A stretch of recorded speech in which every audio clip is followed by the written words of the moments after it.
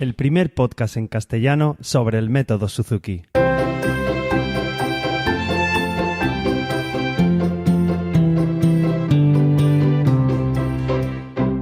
Hola a todos y bienvenidos, soy Carmelo Sena, profesor de guitarra Suzuki, y a través de este podcast me gusta compartir mi experiencia en el día a día como profesor y todo lo que sé y voy aprendiendo sobre esta fascinante filosofía de vida que es el método Suzuki. Bienvenidos al capítulo 35 y hoy quería hablaros sobre una cosa que se llaman neuronas especulares o neuronas espejo. A lo largo del capítulo veréis por qué. Todo esto ha venido porque hace poquito que hemos tenido un concierto con un gran intérprete de guitarra valenciano que es Toni Cotolí. Nuestra escuela ha hecho un concierto de bienvenida de curso con él y era una especie de concierto pedagógico en el cual tocábamos canciones y explicábamos un poquito el porqué de cada canción. Y en una de las charlas que dio Toni nos hablaba sobre las neuronas espejo y por qué son importantes para los músicos y para la enseñanza de la música. Y por eso, bueno, pues me ha parecido un tema súper interesante y creo que nos va a venir muy bien conocer sobre estas neuronas especulares o neuronas espejo. Las voy a ir llamando neuronas espejo, aunque en el ámbito de la ciencia se la puede conocer de las dos maneras. Os pongo un poquito en antecedentes de cómo fueron descubiertas y ahí poco a poco me lo llevo al terreno de la música. Las neuronas espejo fueron descubiertas por el neurobiólogo Giacomo Rizzolatti y como muchos descubrimientos en la ciencia, pues este se produjo pues por una casualidad. Él estaba estudiando en unos simios cómo el cerebro planificaba sus movimientos, es decir, qué estructuras del cerebro, qué células, qué neuronas, en este caso, se activaban cuando realizaban determinados movimientos. Entonces, estaban estudiando a los simios mientras cogían diferentes objetos, cogían una taza, cogían una pasa, qué es lo que sucedía en su cerebro. Y se dio cuenta que, bueno, se activa cuando nosotros cogemos algún objeto con nuestra mano, se activa una cierta estructura, se activan unas ciertas neuronas en nuestro cerebro que son las que permiten hacer este movimiento. Pues se dieron cuenta durante el estudio que de vez en cuando a los simios esas mismas neuronas o parte de esas neuronas se activaban, digamos, de forma aleatoria y estuvieron investigando y vieron que no era de forma aleatoria, sino que cuando los propios investigadores, pues cuando están haciendo las pruebas, iban a los monos y apartaban los instrumentos que estaban utilizando, es decir, cuando el propio investigador cogía, por ejemplo, la taza, al simio que estaba mirando se le activaban parte de estas neuronas que también se le activaban cuando él lo hacía, ¿vale? Cuando el simio hacía este acto, se le activaba cuando el investigador también lo hacía. No sé si lo hemos cogido. Entonces, cuando el simio cogía, por ejemplo, una pasa, estiraba el brazo, cogía la pasa y se le activaban un tipo de neuronas. Luego iba el investigador, cuando iba a coger esa pasa también el investigador, el simio sin hacer nada, simplemente observando, también se le activaban partes de esas neuronas que lo hacían antes. Entonces, continuaron las investigaciones y se dieron cuenta que estas neuronas aprendían simplemente con la visualización, ¿vale? Ver a otra persona hacer algo es lo que les permitía aprender a esas neuronas. Creo que vais viendo un poquito el por dónde voy, de luego hacia la música y hacia nuestra metodología.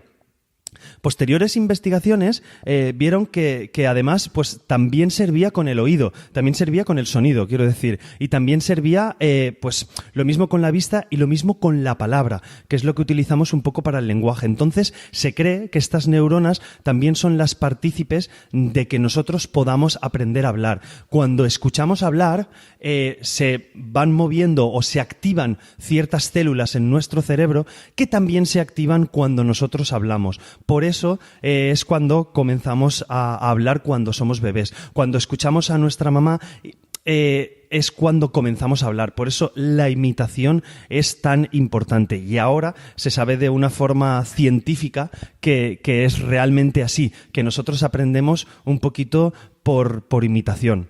No me quiero meter más en tema porque no soy ni un neurobiólogo ni científico, pero bueno, creo que vais viendo por dónde voy, que hay ciertas partes de nuestro cerebro que se activan simplemente viendo a otra persona hacer un ejercicio o escuchando ciertas palabras.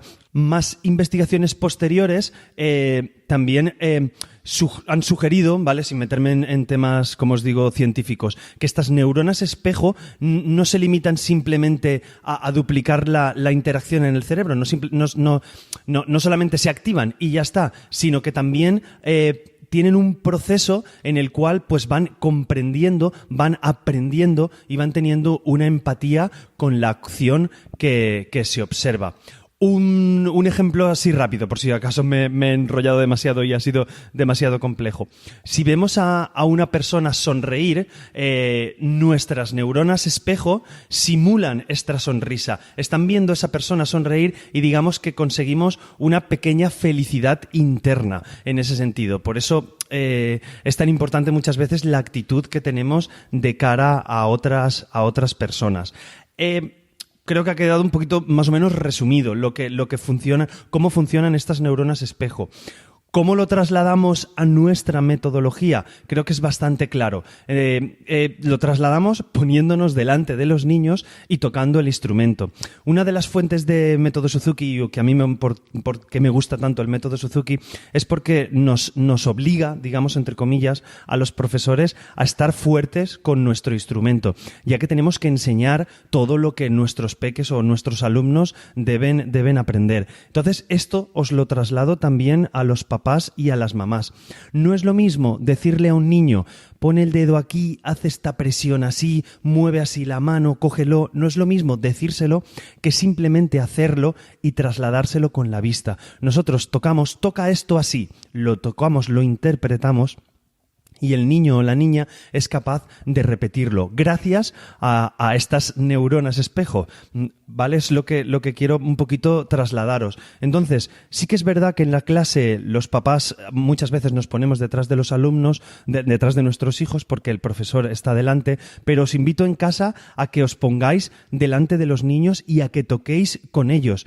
Incluso os llevo un poquito más atrás en el tiempo si estáis empezando, aunque ellos no estén tocando, vosotros tocar delante de ellos, porque estamos trabajando el oído aunque no os miren y estas neuronas espejo van haciendo poco a poco su camino.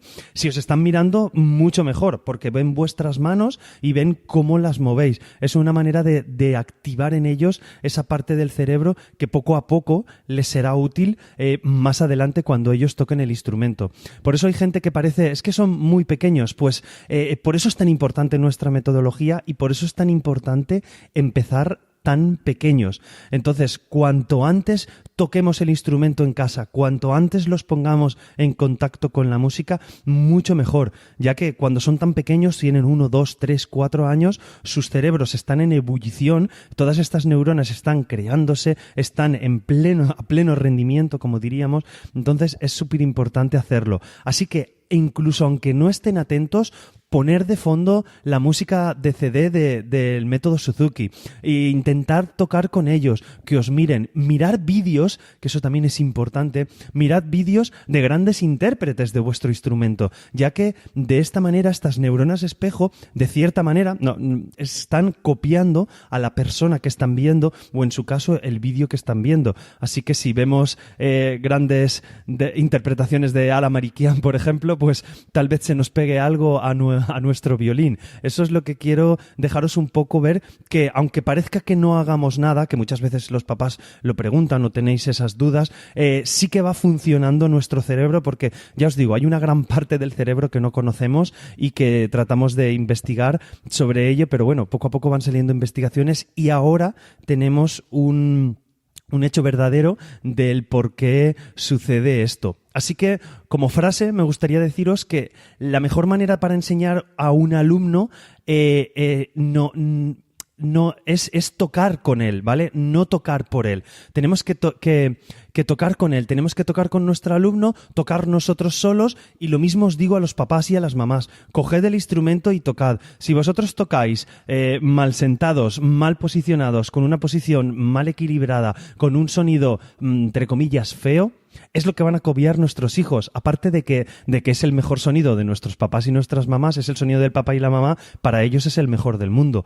Y debemos intentar cuidarlo. Así que trabajar y estudiar con vuestro sonido, que es lo que trasladaréis a vuestros hijos. Y una pequeña reflexión que puede ser muy bonito es que cada mañana, al empezar el día, pues tal vez deberíamos preguntarnos ¿cómo quiero activar las neuronas espejo de las personas con las que voy a interactuar? Porque así de este modo pues podemos reflexionar y nos demos cuenta que con una simple sonrisa ya estamos haciendo un gran cambio en las demás personas. Simplemente nuestra actitud positiva va a hacer que las personas a nuestro alrededor vayan cogiendo una actitud positiva y tengamos un mejor día en el trabajo, un mejor día con la familia o incluso un mejor día con amigos, familiares, etcétera.